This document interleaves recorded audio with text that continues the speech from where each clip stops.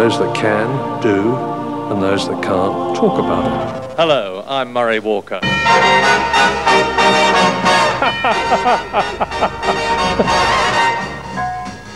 It's over the line together, and it's almost a dead heat. It's Jackie Stewart.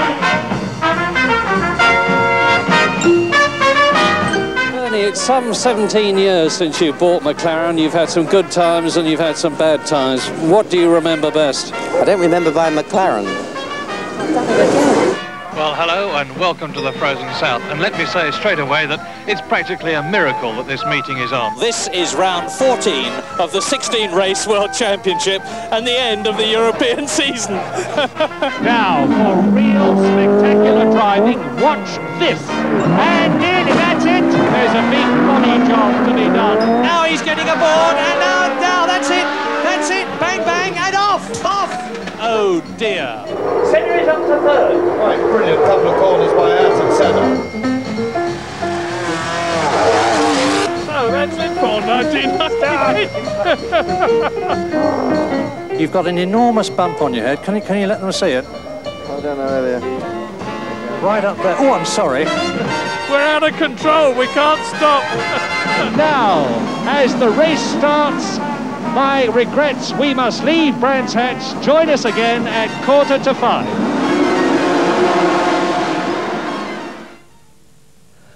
Welcome to my personal tribute to my Formula One greats. Now, I've deliberately confined myself to 10 of them, and frankly, they've been mighty difficult to choose from the hundreds of men who've taken part in Grand Prix races over the years. And until I get to my top 3, I haven't even attempted to rank them, because frankly it's so difficult with 50 years of racing, different men, different cars, different circuits, totally different circumstances. But I'm going to be talking to Sir Stirling Moss, Sir Jackie Stewart, Nigel Mansell, Niki Lauda and Michael Schumacher. And what a fantastic backdrop, the Festival of Speed here at Goodwood, a veritable feast of motor racing nostalgia where everyone has a wonderful time.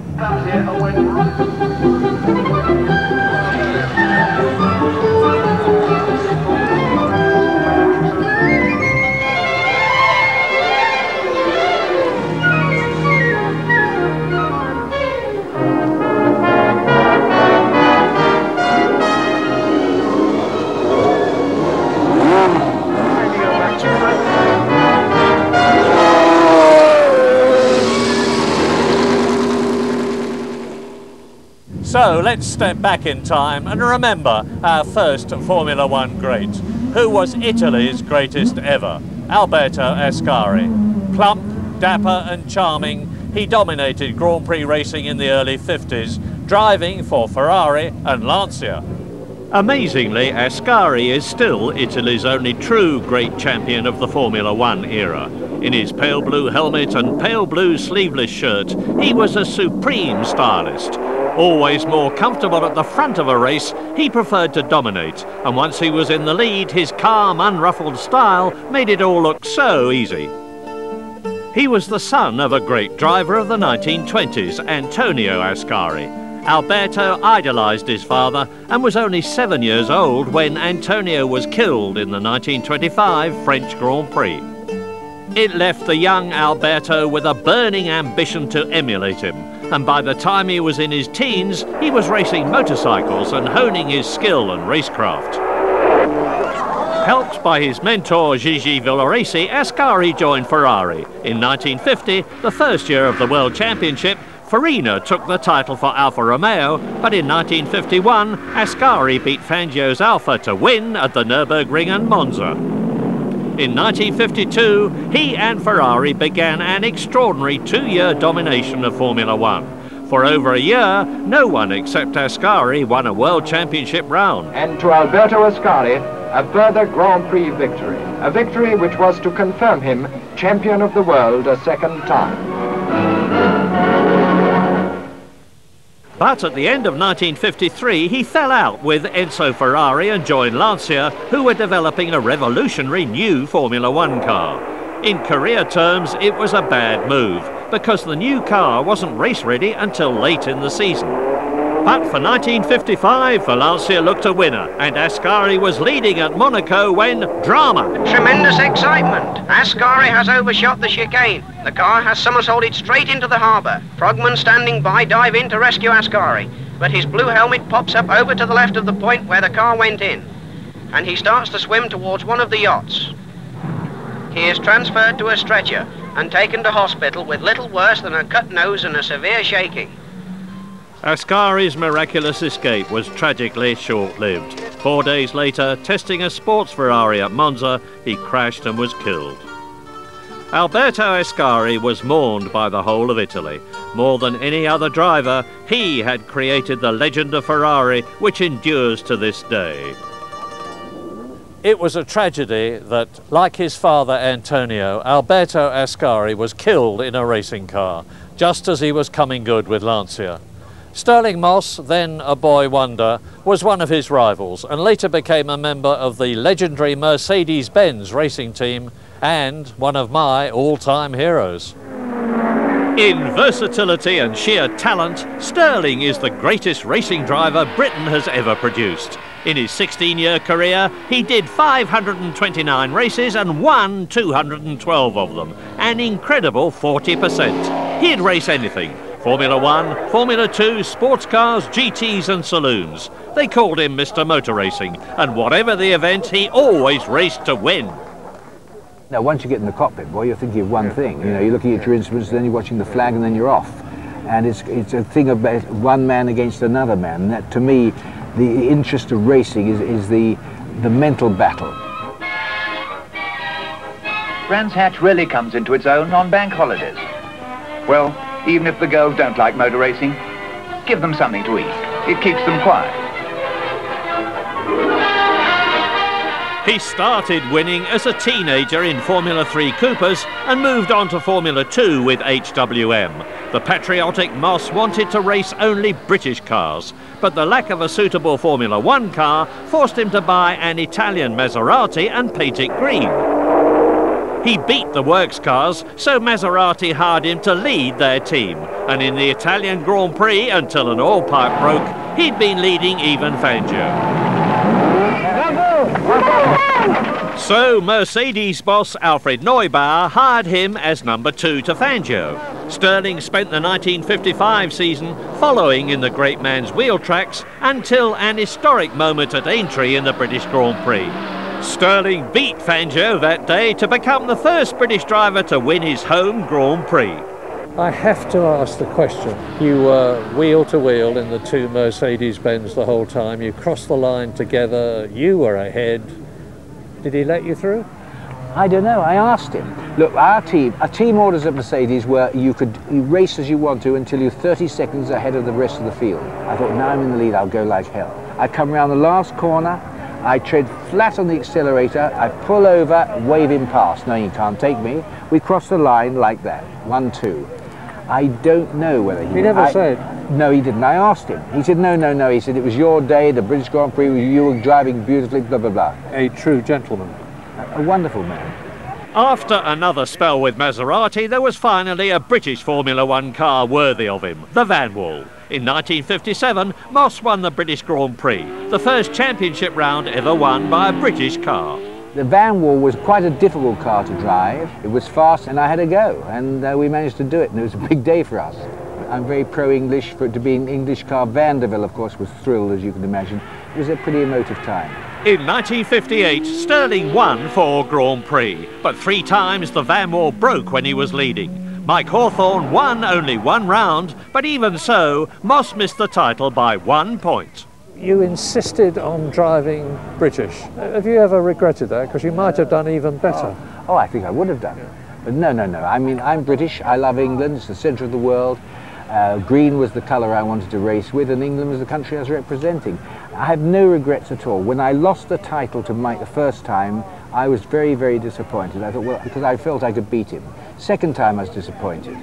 But then you get used to it. And then I thought, well, what's it matter? If I'm the guy they want to beat, if when practice comes in, they say, well, let's see what Moss has done, if that's the thing that mattered, then that made the thing for me. After Van Wall, Moss drove for privateer Rob Walker with 7 more brilliant victories, including beating the shark-nosed Ferraris at Monaco in 1961. That was, I think, my best circuit race. The reason I say that, it was 100 laps. I happened to have got pole position. And if I'd done the 100 laps at the same speed as I did pole, I'd have only been 40 seconds quicker. So that gives you an idea of the pressure. I'd start a lap, Murray, and I'd say I'm going to try and do a perfect lap. And that's how I forced myself right through all those laps. Still at the back of my mind thinking, well, these damn Ferraris can come up. It was a classic Moss victory, the underdog in the privateer's car, beating the all-conquering works teams, and the public loved him for it. But at Goodwood on Easter Monday 1962, fighting back after a long pit stop, Stirling had the shocking and still unexplained accident that ended his professional career. He nearly died, and after a long convalescence announced his retirement. Now, Sir Stirling, he's still as popular as ever. To me, Stirling Moss, who never won a world championship, was better than most of the ones who did. I think he was the greatest all-rounder ever. And so, from an English legend to a Scottish one, Jim Clark, a quiet Scottish farmer who, like Moss, was incredibly versatile and, on his day, unbeatable. Jimmy had no desire to be rich or famous. He just loved driving cars fast and turned out to have one of the finest natural talents of all time. Clark never seemed to have an off day and didn't argue or complain. He just got into the car he was given and drove it faster than anyone else.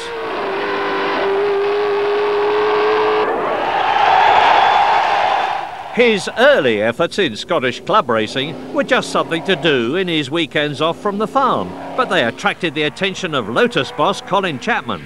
Thereafter, he never raced for anyone else, and the working relationship between Jimmy and Colin became one of the most successful in motor racing history. The superb Climax-powered Lotus 25 and 33 gave them 2 world championships, and the brilliant 49 was to become another world beater.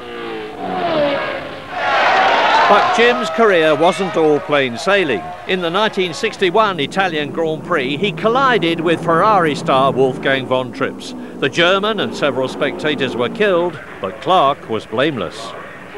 In 1962, after a great fight with Graham Hill and BRM, he seemed set for his first title until the final race in South Africa. When he was way out in the lead, a loose sump plug leaked oil and the title was gone.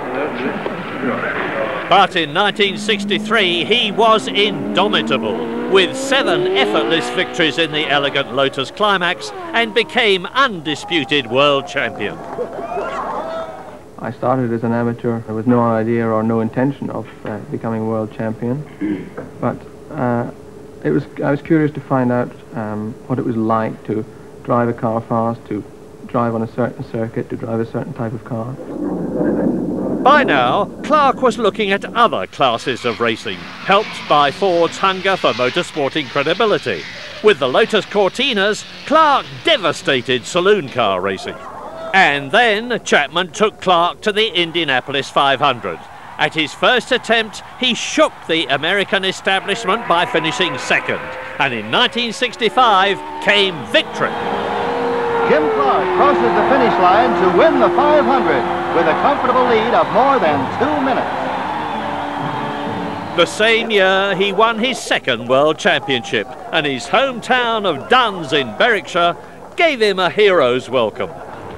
The Ford Cosworth DFV engine arrived in mid-1967, and around it, Chapman built the new Lotus 49. Clark scored its first 4 victories, and 1968 seemed bound to be another championship year. He led the opening round in South Africa from start to finish. It was his 25th Grand Prix victory, breaking Fangio's long-standing record. But that April, in a minor Formula 2 race in Germany, when a rear tyre deflated at 150 miles an hour, even Clark's superhuman skill couldn't save him. His death shocked the world. That the greatest driver of his time should die in a minor race seemed unbearably tragic. It was a tragic loss, but Jim Clark's life overlapped that of another great Scottish driver, Sir Jackie Stewart. I regard Jackie as the ultimate professional because not only was he a great driver who won no less than 3 world championships with Ken Tyrrell's team, but he made an enormous contribution to safety in Formula One. With his fashionable clothes and long hair, Jackie looked like a rock star. But behind the image was a total concentration on what it took to win races. Jackie could have been a clay pigeon shooting champion. As a teenager, he reached Olympic standard and he still shoots for fun. In 1964, Ken Tyrrell spotted Jackie's talent and hired him for his Formula 3 team to begin a unique relationship. I certainly would not be here today if it weren't for Ken Tyrrell. He always gave me the best mechanics, the best engineering, the best equipment, and he cared for me better than any man could have cared for a driver. But BRM were the first to sign him for Formula One, and in his first year he won at Monza and finished 3rd in the championship. A brilliant debut season. Then came a terrible crash at Spa, with Jackie trapped in the wreckage soaked in fuel. He recovered quickly though to begin his mission for greater racing safety and followed Jim Clark to the Indy 500, where he came very close to winning. Indy was something I knew nothing about. I had only seen horror pictures of the biggest accidents the world has ever seen. I thought I'd better go and look at it and maybe try a car to see if I could do it, because it kind of specialised. Yeah. There was no question. And I just went out there and drove basically by the seat of my pants. Of course I found the walls threatening because you were exiting at very high speed and having to commit to the exit very early on. With 8 laps to go, I was 2 laps in the lead, and I had an engine blow up. It was a disappointment.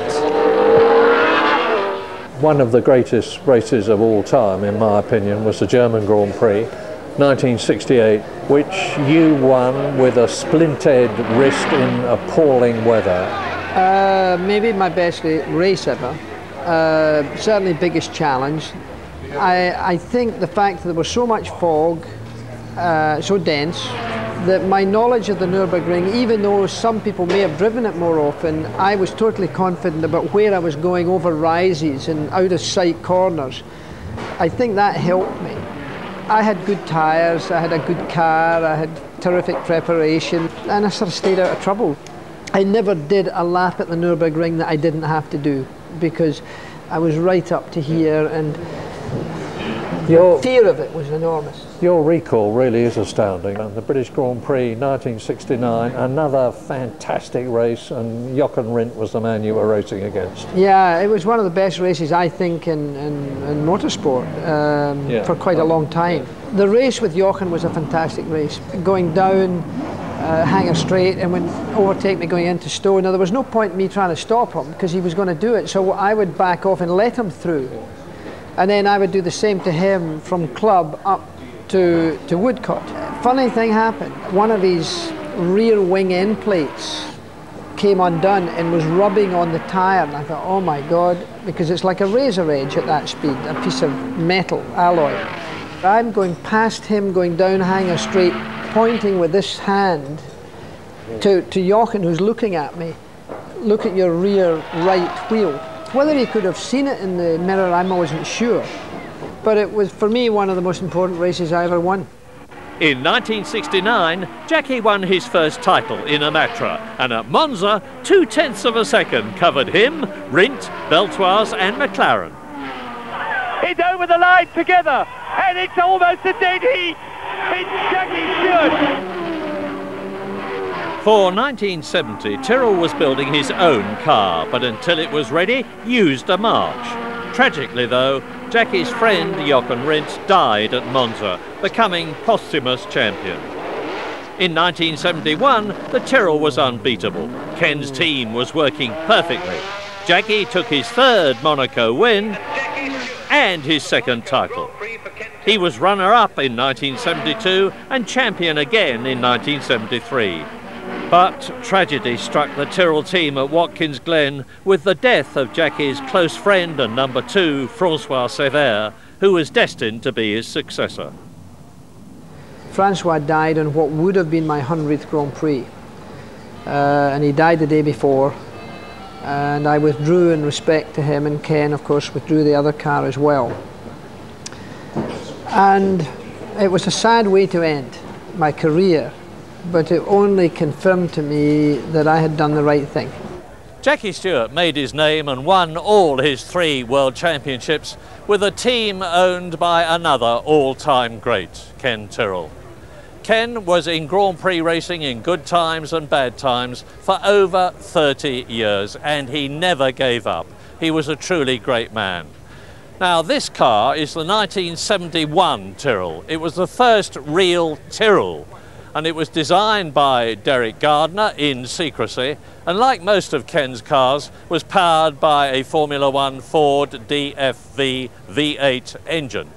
But if you think this car is interesting, have a look at this one, because it is an example of Ken Tyrrell's amazing courage, determination and innovation.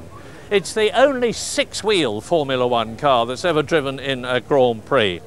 Now, the reason for those 4 small wheels in the front is to enable the car to slip through the air more easily and to be able to put more rubber on the ground for better steering and for better braking.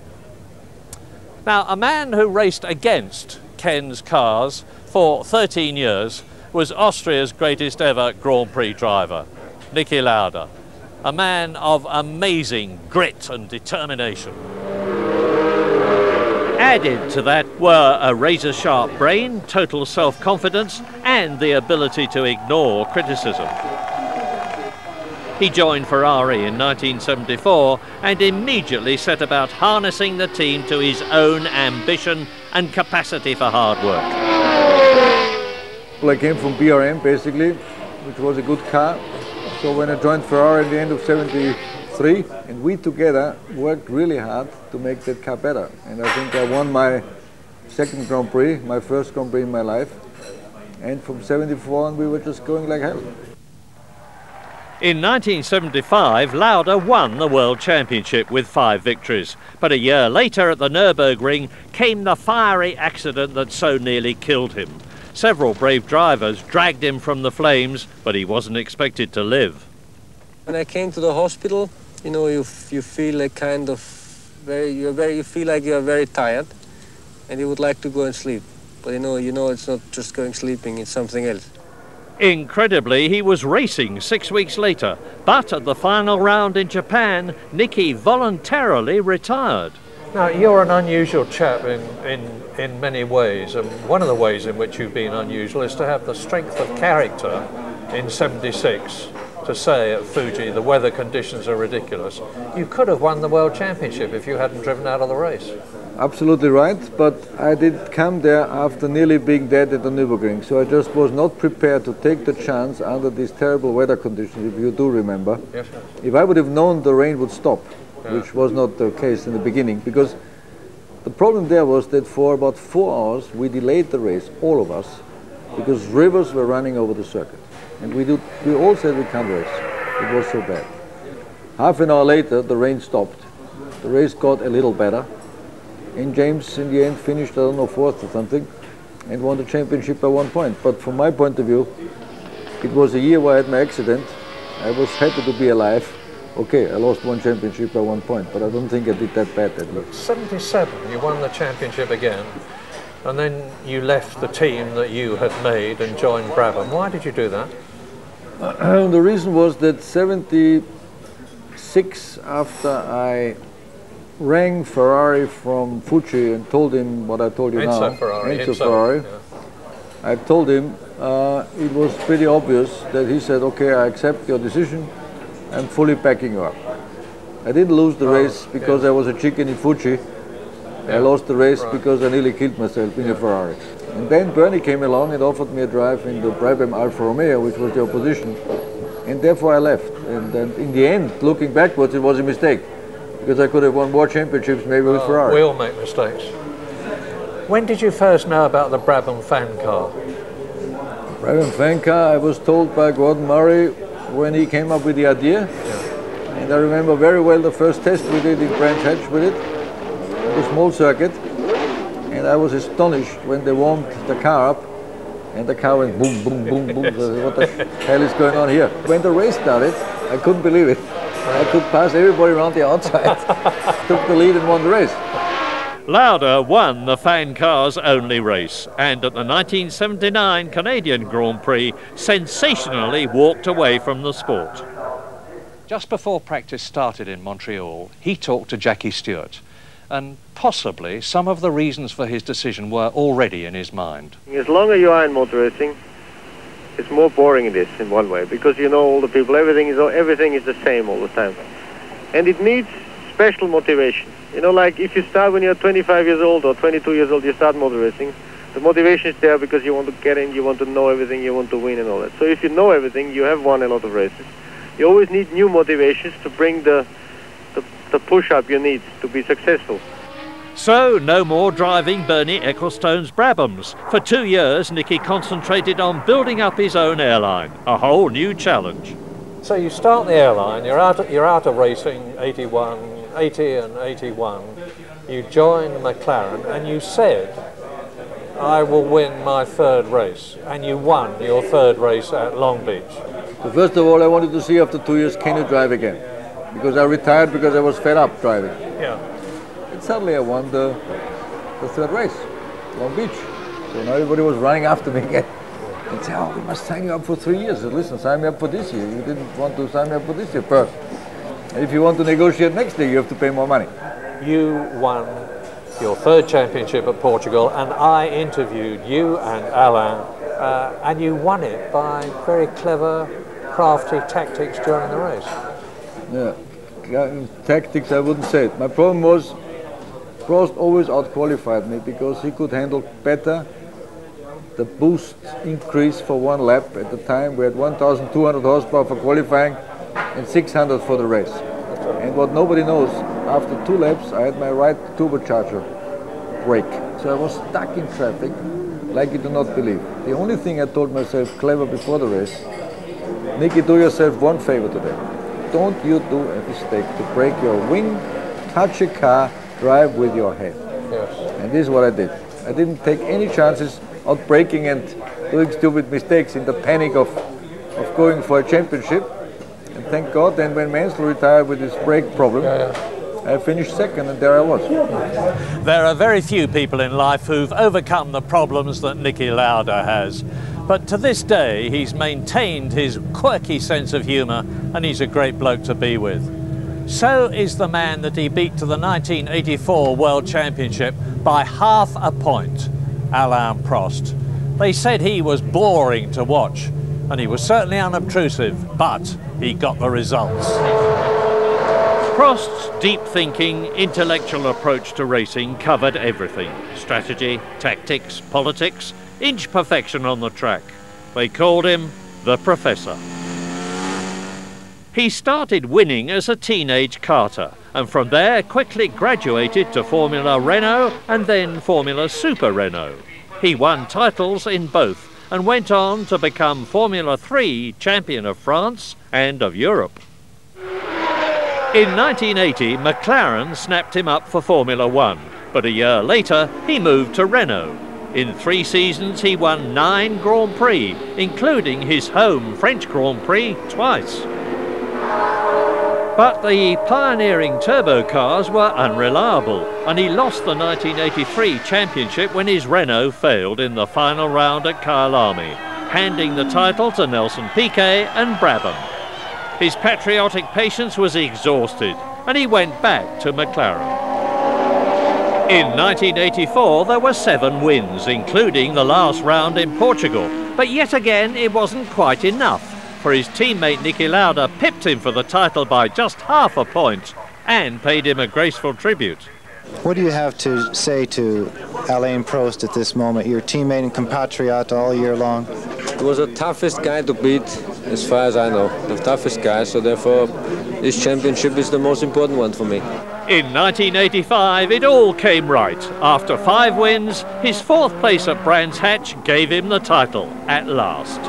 And just as Niki Lauda, who is not here today, won the championship for Marlboro McLaren in 1984, so now does Alain Prost do so for the Marlboro McLaren team, and there they are. They know what they've done, he knows what he's done.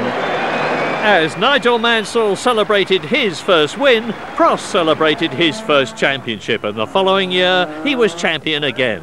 It was the first back-to-back title since Jack Brabham's success in 1960. And Alain Prost is virtually within sight of his 25th Grand Prix, his 2nd World Championship, an absolutely superb achievement. You have seen the crowd rising to this popular little Frenchman who has demonstrated yet again that he's the driver of the day, and he takes the checkered flag. He wins the Australian Grand Prix. He wins the World Championship of 1986. Absolute euphoria in the McLaren pit. Alain Prost, the quiet, softly spoken Frenchman. Look at him, he can hardly believe it himself.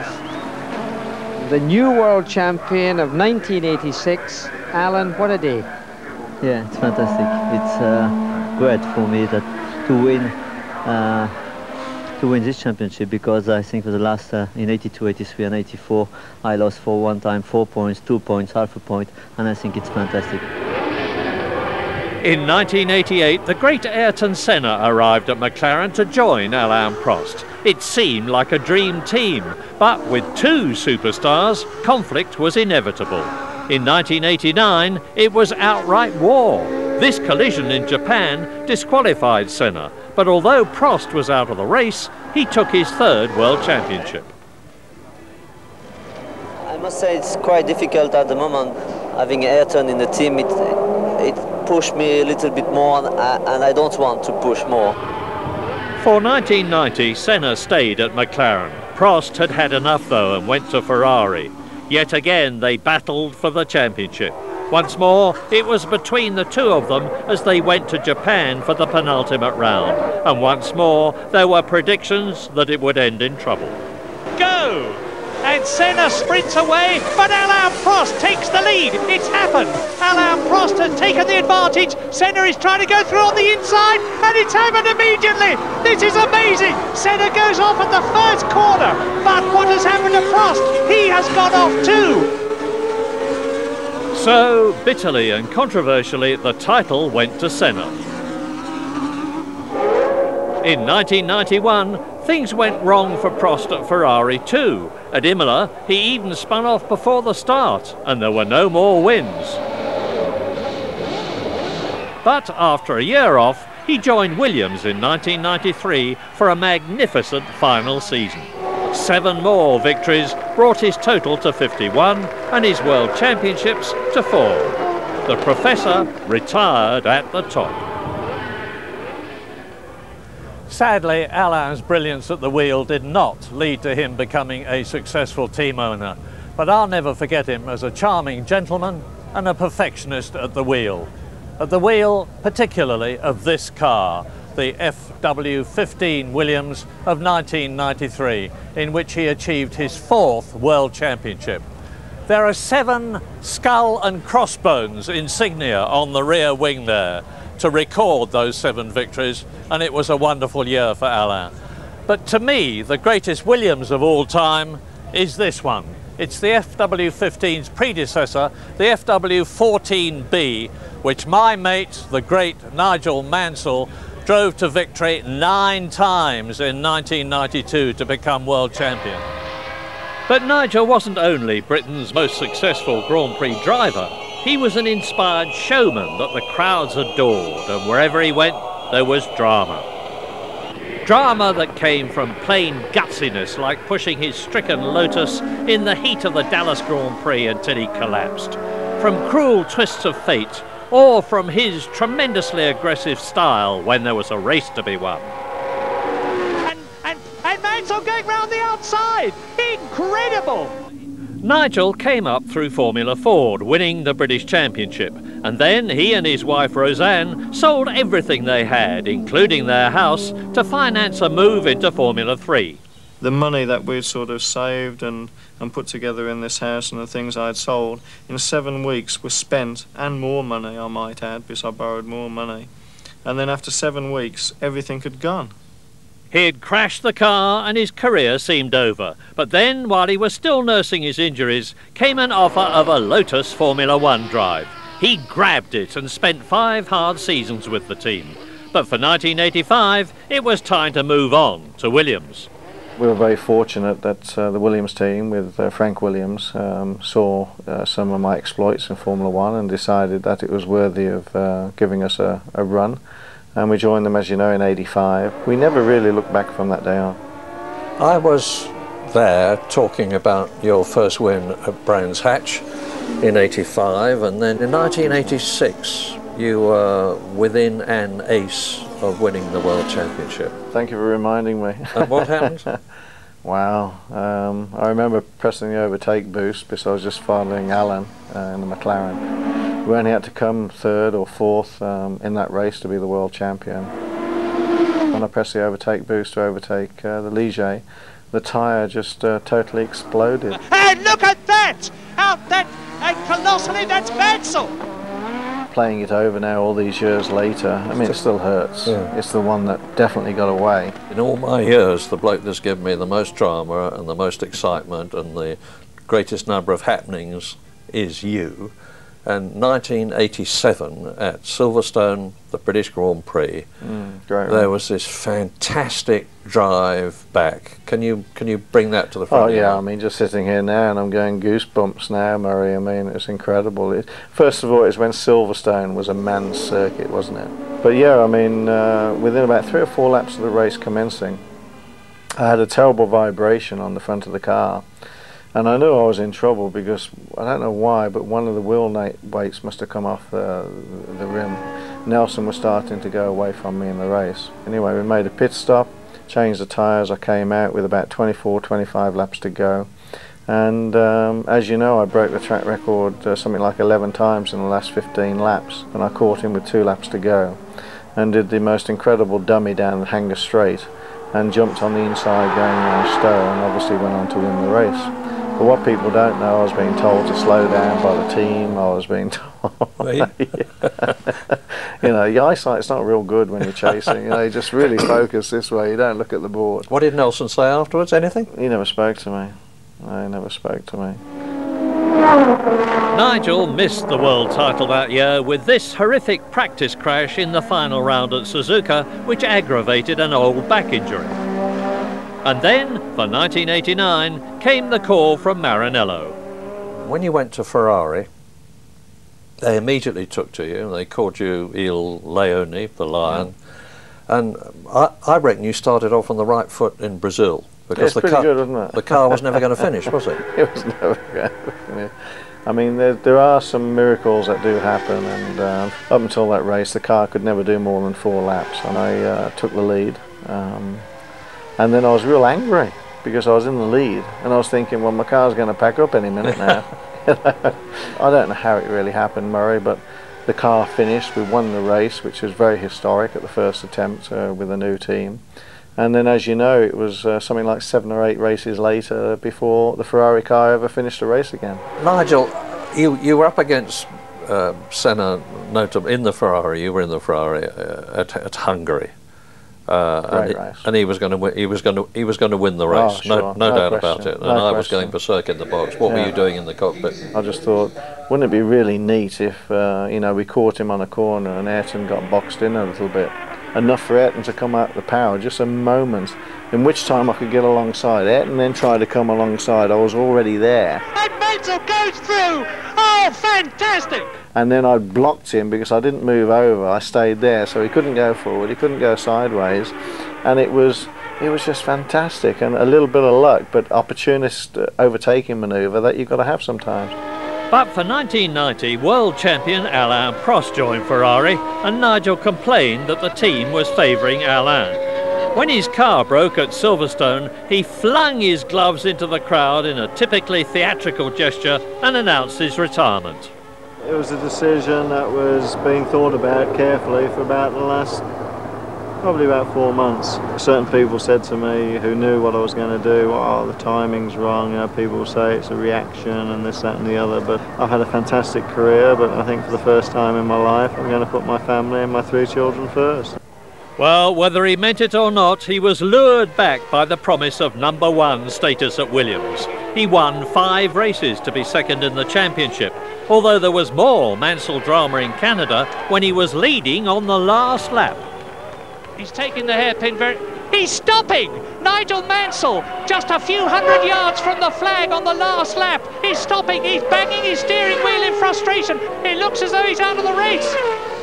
But there was no repeat at his beloved Silverstone. Nigel Mansell wins the British Grand Prix for the 3rd time in his career. You don't need me to tell you how happy he is. He even gave his old rival Ayrton Senna, who'd broken down, a lift back to the pits. Nigel, there is one television shot of all time that sums up the drama and the excitement and the speed and the danger of Formula One. You in the Williams, Senna in the McLaren, at Barcelona going down to turn 1. Neither of you was going to give way. Not an inch. You know, there we were at 200 miles an hour, and, you know, and you've got to remember, if the wheels are a little bit out of sync, one or the other can fly, and that's dangerous. He wanted the corner. What he forgot was I wanted the corner. And what he forgot also was, you know, he was racing against me that day and not the others. Wheel to wheel stuff. Look at this, they're almost touching. Mansell gets in there. Mansell and Senna were as close on the final lap at Monaco in 1992. Only this time, Mansell just couldn't find a way past. Mansell closes, but it's too late, and Ayrton Senna wins at Monaco. But at last, it was Mansell's year. You are about to see Nigel Mansell become world champion of 1992. Mansell finishes and he's world champion. And then he turned his back on Formula One and went to America. That year you did it and you got the world championship, and you then became another world champion in kart racing. Can you just briefly summarise what sort of a year that was for you?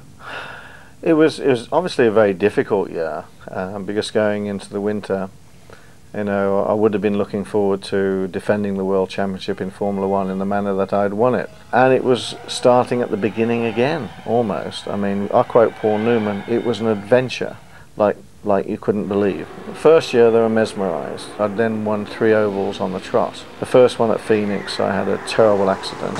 And in Indianapolis I was 3rd. The Penske team manager come up to me at the end of Nasworth, and he said, I've got to shake your hand, and he said, I wasn't a believer. He said, but I am now. He said, you're one of the greatest. In 1994, Mansell returned from America after Senna's tragic death, with 4 guest drives at Williams to win his final victory from his very last Grand Prix. And Nigel Mansell wins in Australia. Fantastic! Nigel was mighty in the car. That's why the Italians called him Il Leone, the lion, and I'm proud to call him a friend. But if choosing my top 10 was difficult, choosing my top 3 was even more difficult, and they're bound to be controversial. So, number 3 was Ayrton Senna. He was charismatic, intense, the master of his craft, and he lived to win. There was always a mystique surrounding Ayrton Senna.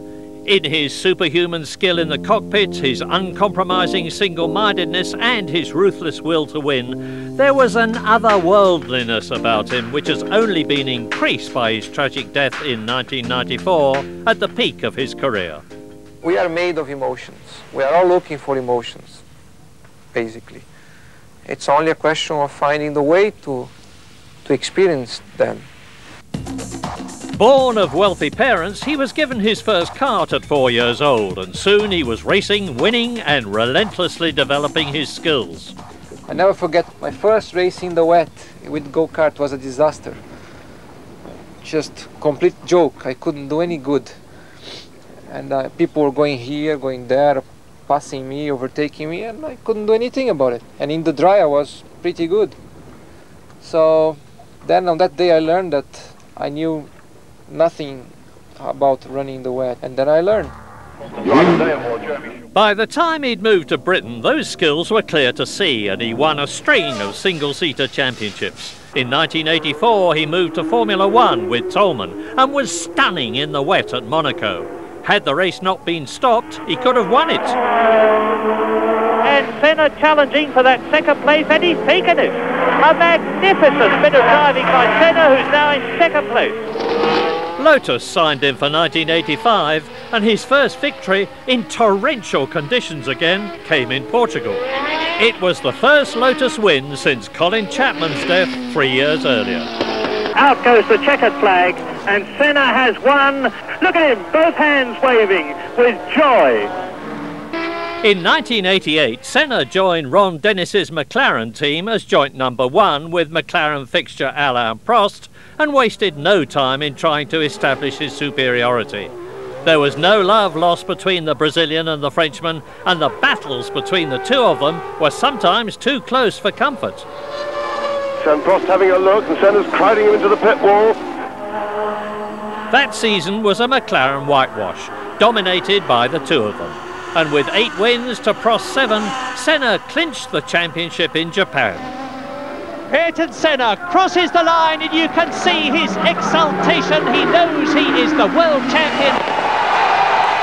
And of course, this happened at Suzuka 89. This is the opportunity that Senna's looking for, and he's going through. Ouch! Oh my goodness, this is fantastic!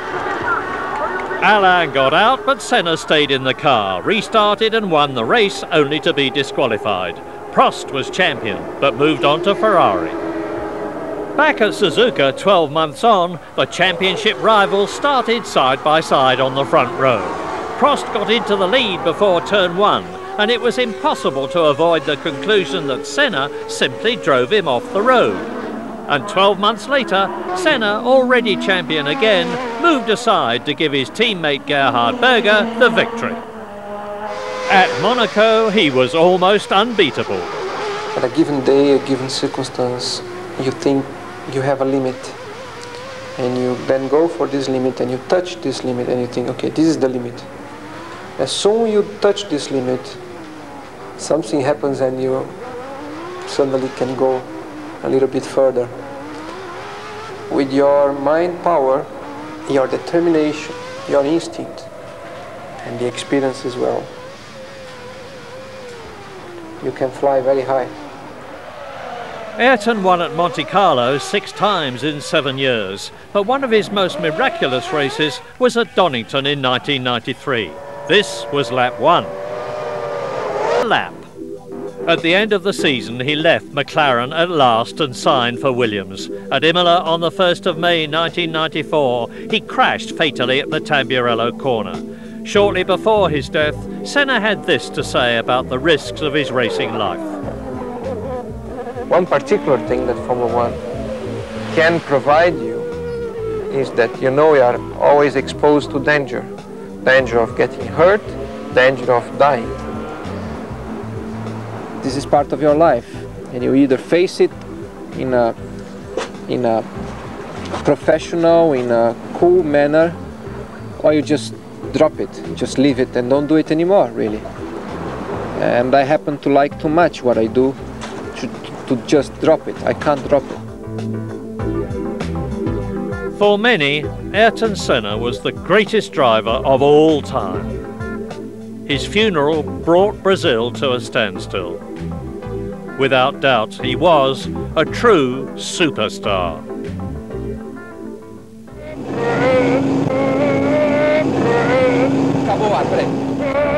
You know, one of the unanswerable questions about Formula One is how would the great Ayrton Senna have gone against Michael Schumacher when Michael was at his prime? Sadly, we'll never know the answer to that. But Michael has gone on to become my number 2, because he's not only an extremely nice person, he's an incredibly capable driver, he's a supreme tactician, He's got all this experience and he has this incredible ability to weld the whole team around him to go his way. I think he could well go on to become the greatest of all time. Unlike the rest of my top 10, Schumacher's still racing, so we can only assess his career so far. According to the statistics, he's already the greatest of all time. In terms of Grand Prix won and points scored, he's far and away the best in history. He's already equalled Fangio's tally of 5 world titles and seems bound to exceed it. Here's Michael.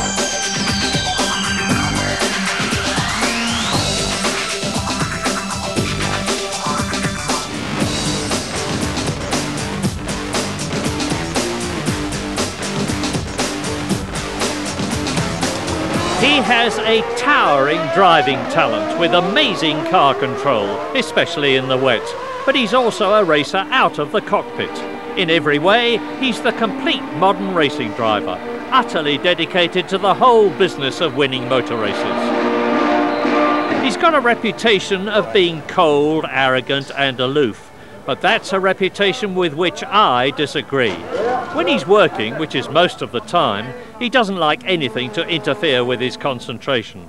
But off duty, he's always courteous and friendly. Here we are, Michael. And he's always been a winner, even when he was just a kid in a go-kart.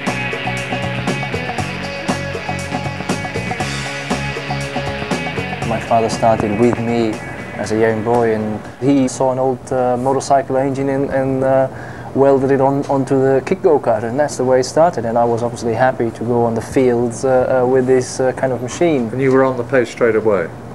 Well, nobody could tell because on the fields there was no competition. I was by myself, but pretty soon we found out that was too dangerous, so we looked for a go-kart circuit and I competed. Well, yeah, I was competitive straight away. It was the same in Formula 3. Schumacher and Häkkinen memorably collided at Macau in 1990 as German and British champions, and Schumacher commandingly won the race, much to Mika's disgust. He beat himself there, honestly. If he would have stayed behind me in that second race, he would have won the event. Obviously, the get-together we had meant that I was able to win. Schumacher's break into Formula 1 came when Jordan driver Bertrand Gachot was jailed for assaulting a London taxi driver. I'd been watching very carefully the German Formula 3 Championship, in which this young driver called Michael Schumacher had won. And it was a toss-up between him and an old teammate of mine, Stefan Johansson, as to who we'd give the drive to. Whatever prevailed anyway, Michael Schumacher got the job, and he was the revelation, and he was the darling of the crowd, of course. After that first Grand Prix, Benetton poached him to be rewarded with his first win at Spa in 1992, exactly a year after his debut. 23 years old, the youngest Grand Prix winner for a long, long time. The first win ever for Michael Schumacher, and he puts his arm out and he is naturally elated. By 1994, the whole package had come good. 9 wins, although one was taken away on a technicality, took the championship battle down to the final round in Adelaide. Oh, out goes Schumacher. The German is out of the Australian Grand Prix, and Damon Hill only has to keep going to be world champion of 1994, but can he keep going? Sadly for Hill, he couldn't, and it left Schumacher with the title. In 1995, he was almost unbeatable, equalling Mansell's record of 9 wins in a season, one of which at Spa was from 16th on the grid. Then, with 2 back-to-back titles, he left Benetton for a new challenge. Ferrari, the most prestigious team of all, hadn't won the Drivers' Championship since the 1970s. There was his goal, to bring Ferrari back to glory. It matters to me how I achieve something, how I win the races, and I was looking for that particular challenge. And in the end, my tendency was Ferrari, because I felt they were just on the possibility to climb up to the top, and I as every boy, to some degree, you have the most respect in terms of what concerns Ferrari, because they have the biggest name and the biggest emotions, reputation. I wanted that particular challenge. And Schumacher goes through! The team's revival began almost at once. In his first 5 races for Ferrari, Schumacher was on the podium 3 times and brilliantly won his 7th in the rain in Spain. And Michael Schumacher wins the Spanish Grand Prix after an absolutely superlative drive. In 1997, the championship came down to a fight between Michael and Williams driver Jacques Villeneuve. And once again, there was a collision between the title protagonists. Out goes Michael Schumacher! That didn't work. That didn't work, Michael. You hit the wrong part of him, my friend. An FIA inquiry blamed Schumacher and took away his 2nd place in the championship. In 1998, he lost the title race to McLaren's Mika Häkkinen, and in 1999, he missed out again when he broke his leg in the British Grand Prix. Then, as the new millennium began, so did the peak of Schumacher's career. In both 2000 and 2001, he was champion, chalking up 9 more victories each season. And in 2002, he broke another record by clinching the championship in only the 11th round of the 17-race series. Michael Schumacher's done it today, and he wins his 61st Grand Prix, and he's a 5 times World Formula One champion. It seems Michael Schumacher will go on winning in Formula One until there are no records left for him to break. And even without those statistics, he's without doubt the greatest racing driver of his era. There's no doubt that the master of modern Grand Prix racing is Michael Schumacher. He's won more races than anyone else, and he's scored more points than anyone else. He's still at the top, but he's not my number 1.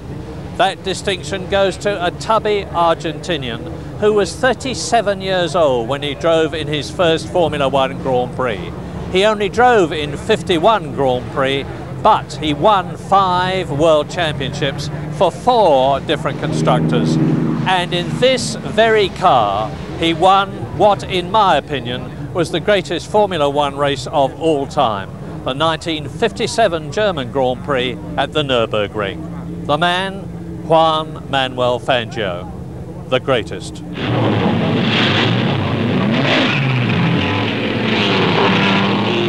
Wherever the majestic music of motor racing can be heard, through the sweeping high-speed curves of Spa, past the sunlit terraces of Monaco, high on the Monza banking, one man stands out, cool and calm amid a split-second world where time is told in tenths. Fangio. Fangio quite simply dominated his era. He raced for just 7 World Championship seasons, and he was champion 5 times and runner-up twice. An extraordinary success rate. He was blindingly fast when he needed to be, but he liked to win a race by going no faster than necessary. There was an inner calm, a refusal to use unnecessary energy, which gave him an unmistakable style at the wheel. But he also represented a sporting ethic that's disappeared now from motor racing. He commanded tremendous respect amongst his fellow racers, and none of them had a bad word to say about him.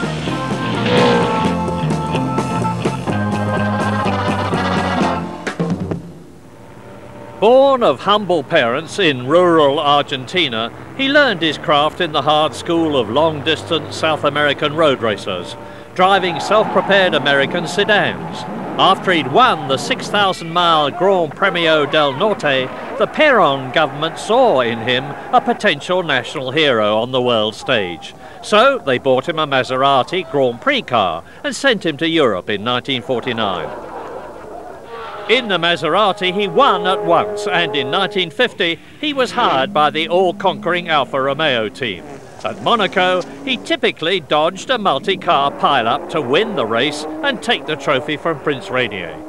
1951 was Fangio's first Grand Prix glory year. Win after win in the supercharged Alfa 158 gave him his first World Championship and a hug from Alberto Ascari.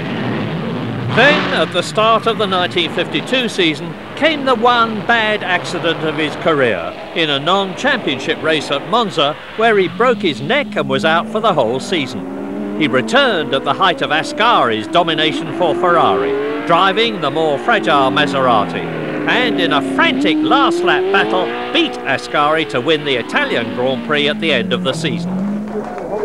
Fangio was politically astute and always drove the best car. In 1954 it was Mercedes-Benz, and he spearheaded their almost total domination for the next 2 seasons, winning 2 more world titles.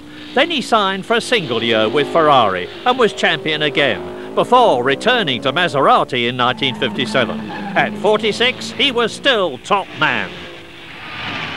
Senor Fangio, to me, the greatest of your 24 World Championship victories was the 1957 Grand Prix at the Nürburgring. You led the Ferraris of Hawthorn and Collins. You had to stop unexpectedly. What can you remember of the race? Quella volta io dovevo fermarmi al box. On that particular occasion, we'd practiced pit stops and we'd achieved a tyre change time of 30 seconds. However, when I actually stopped in the pits on that occasion, the tyre change took those 30 seconds plus another 48. I went out onto the track in an attempt to catch the 2 in front of me, and I didn't think I had a chance. However, my technique was to actually go, when going into a corner, to take a higher gear than I would normally take to make up time, and gradually I was able to make up that sufficient time. I had an advantage because the 2 drivers in front of me, Hawthorn and Collins, didn't really think I was going to catch them up. But when I saw them in front of me, I went for them. Carving chunks off the lap record, he sensationally made up 3/4 of a minute on the Ferraris and passed Collins and then Hawthorn in one of the greatest Formula One drives of all time. It was a sensational victory, and afterwards the normally placid Fangio said he'd never driven so hard in his life and he hoped he'd never have to do so again. The following year, the master retired, living on as the revered elder statesman of Formula One, a byword around the world for motor racing genius. For me, he will always be El Maestro, the greatest of all time. So there we are, from Fangio to Schumacher and Ascari to Mansell. Over 50 years of thrills, drama and excitement from what for me is the greatest sport in the world. It took me from the depths of sadness to the heights of euphoria, and I regard myself as very lucky indeed to have known so many wonderful people and to have been able to tell the world about them for as long as I did. I hope you've enjoyed my travel through the magical world of Formula One, and I hope that, like me, you're going to enjoy the future as much as the past. But for now, goodbye and good viewing.